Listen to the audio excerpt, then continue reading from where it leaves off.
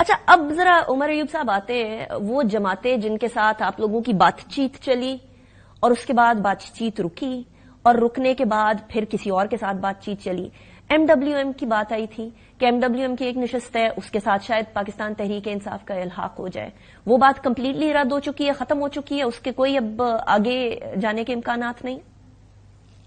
یہ کل تک یا پرسوں تک آپ کے سامنے سب آ جائے گا. ہمارے لیے سب جماعتیں بہت محترم ہیں جنہوں نے ہمیں بڑی مشکل ٹائم پہ سپورٹ کیا ہے، جس میں ایم ڈبلیو ایم ہے، جس میں سنی اتحاد ہے، جس میں آپ کی جماعت اسلامی ہے.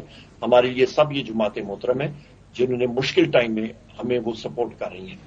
رائٹ. اچھا انہی جماعتوں کے اندر سے ایک جماعت اسلامی کی بات بھی آئی تھی، اور جماعت اسلامی سے تو آپ لوگوں کے معاملات بڑے قریبی طور پر طے ہو گئے تھے، لیکن آف دا ریکارڈ میں بات کر رہی تھی جماعت اسلامی کے ایک اہم رہنما سے جو اس سارے پروسیس کا حصہ بھی تھے. انہوں نے بتایا کہ پہلے تو انکنڈیشنل کانسٹیٹیوشنل سپورٹ کی بات کی جماعت اسلامی نے، اس کے بعد کمیٹی فارم ہوئی، مرکز اور کے پی کے کی بات ہوئی، پھر پاکستان تحریک انصاف گئی کہ جماعت اسلامی کو کہنے کہ دیکھیں مرکز میں ہمیں آپ کی ضرورت نہیں ہے، کے پی کے اندر ہم آپ کے ساتھ مل کر چلیں گے. اس کے بعد پھر ایک اور کمیٹی فارم ہوئی، اس سے پہلے اس کمیٹی کے اندر آپ بھی حصہ تھے، اس کے بعد جو کمیٹی فارم ہوئی وہ اسد عمر صاحب کے ساتھ فارم ہوئی. پھر جماعت اسلامی کے شورا کی ملاقات ہوئی کل، وہاں سارا کے سارا یہ جو رسپانسبلٹی ہے وہ امیر جماعت اسلامی کو دے دی گئی. ان کا یہ کہنا ہے موقف جماعت اسلامی کا کہ بیسیکلی پاکستان تحریک انصاف نے یو ٹرن لیا، مرکز اور کے پی کے کی بات ہو رہی تھی، انہوں نے کہا کہ مرکز میں ہمیں آپ کی اب ضرورت نہیں ہے. کیا یہ بات درست ہے؟ کیا جماعت اسلامی کے ساتھ جو معاملات ٹوٹے ہیں یا ان کے ساتھ حکومت بنانے والی بات نہیں آگے بڑھ سکی وہ اسی لیے بڑھی ہے کہ پاکستان تحریک انصاف پہلے دونوں سائڈ پر جماعت اسلامی کے ساتھ الحاق کرنا چاہ رہی تھی اور اب نہیں؟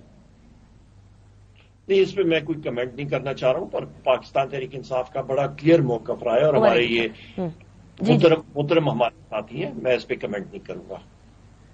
نہیں لیکن ابھی کہاں تک بات پہنچی ہے عمر ایوب صاحب؟ میں ویسے اسد عمر صاحب کا نام لے گئی تھی، I had to take your name, لیکن ابھی تک جماعت اسلامی کے ساتھ کوئی ابھی بھی بات چل رہی ہے یا اب سٹاپ ہو گئی ہے، اب رک گئی ہے؟ نہیں، ہماری مختلف پارٹیوں سے بات چل رہی ہے اور کل یا پرسوں تک سب کچھ کلیئر ہو جائے گا انشاءاللہ. اچھا اب ایک اور خبر پھر رہی ہے عمر ایوب صاحب، دیٹ از ویری امپورٹنٹ. سنی اتحاد این اے 104 میں پاکستان تحریک انصاف کے بیکڈ انڈیپینڈنٹ ہی بیسیکلی صاحبزادہ محمد حامد رضا صاحب 1,28,687 ووٹ لے کر جیتے ہیں. اس کے بعد پھر راجہ ریاض صاحب کے صاحبزادے. کیا سنی اتحاد کے ساتھ معاملہ آگے بڑھ رہا ہے یا فائنلائز ہو رہا ہے؟ عمر ایوب صاحب تھوڑا تو کلیئرٹی دینا. Lot of people are watching you and they are eager to know کہ پاکستان تحریک انصاف کس سمت بیٹھے گی. آپ کل آرا دیے جا رہے ہیں عمر ایوب صاحب. کل میں کتنا ٹائم رہ گیا؟ دیکھیں 2 گھنٹے بھی نہیں رہ گیا، 1.5 گھنٹہ رہ گیا، ابھی بتا دیں.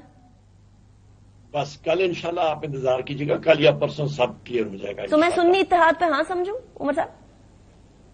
نہیں، یہاں پہ مختلف پارٹیاں ہیں اور کل پرسوں تک آپ انتظار کیجیے گا، اور ناظرین بھی انشاءاللہ ہمارے حمایتی لوگ بھی ہیں، کل تک پرسوں تک سب کلیئر ہو جائے گا انشاءاللہ تعالی. سو ابھی کل سے بات پرسوں تک بھی چلی گئی ہے؟ کل پرسوں تک سب کلیئر ہو جائے گا انشاءاللہ. ٹھیک ہے. اچھا یہ پی ٹی آئی پی کے ساتھ معاملات جو عمر ایوب صاحب سٹارٹ ہوئے، گفتگو سٹارٹ ہوئی، ان معاملات کو یہ کیسے آغاز ہوا؟ پی ٹی آئی پی تو وہ فیکشن تھا جو پی ٹی آئی سے ٹوٹا، پرویز خٹک صاحب کی قیادت کے اندر سیپریٹ ہو گئے، علی امین گنڈا پور صاحب کی قیادت کے اندر یہ کیا ہو رہا ہے؟ What is happening over there? وہاں پہ پرویز خٹک صاحب اور محمود خان جو ہیں وہ ریزائن کر چکے ہیں پی ٹی آئی پی سے، اور وہ ویریس ٹیکنیکل ریزنز کی وجہ سے، ہم نے جس طرح کہا کہ مختلف پارٹیوں کی مائنس پرویز خٹک اینڈ محمود خان، اس کو ہم لوگ دیکھ رہے تھے، مختلف سٹرکچرز کو ہم لوگ دیکھ رہے تھے، تو ابھی بھی دیکھ رہے ہیں. آگے جا کے جس طرح میں نے کہا کل پرسوں تک ہر چیز کلیئر ہو جائے گی. میں یہ کل پرسوں سے آگے نکلنا چاہ رہی ہوں، لیکن آپ باقاعدہ بزر دیں کہ کل پرسوں کا انتظار کریں. میں کوشش کر رہی ہوں کسی طریقے سے مجھے کوئی خبر آپ دیں. پی ٹی آئی پی کے ساتھ بھی مرکز میں جا سکتے